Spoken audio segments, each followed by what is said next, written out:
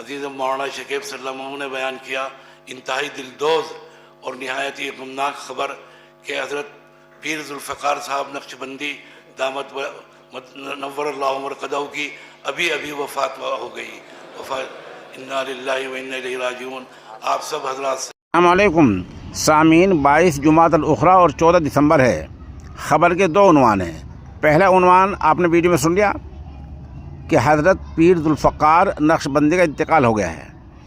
خبر یہ بھی آ رہی ہے کہ ان کا نہیں بلکہ ان کے بیٹے کا انتقال ہوا. لیکن یہ جو آپ نے ویڈیو سنی ہے یہ معمولی شخصیت نہیں ہے.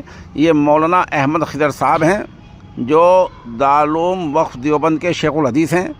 انہوں نے دارالعلوم وقف دیوبند کے نائب محتم حضرت مولانا شکیب صاحب کے حوالے سے اعلان کیا ہے اور ان کے پیچھے جو بیٹھے ہیں وہ پیر ذوالفقار صاحب کے خاص خلیفہ حضرت مولانا سلمان بجنوری دامت برکاتہم العالیہ ہیں جو خبر سن کر رو رہے ہیں.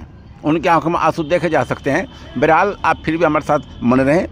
جو بھی خبر ان میں معتبر ہوگی ان کی یا بیٹے کی ہم انشاءاللہ اگلے بلیٹن اسی پہ جاری کریں گے. بہرحال فی الحال تو خبر اتنی تو ہے کہ انتقال تو ہو گیا ہے. آپ دعا کریں کہ اللہ تعالیٰ معاملے کو آسان فرما دیں.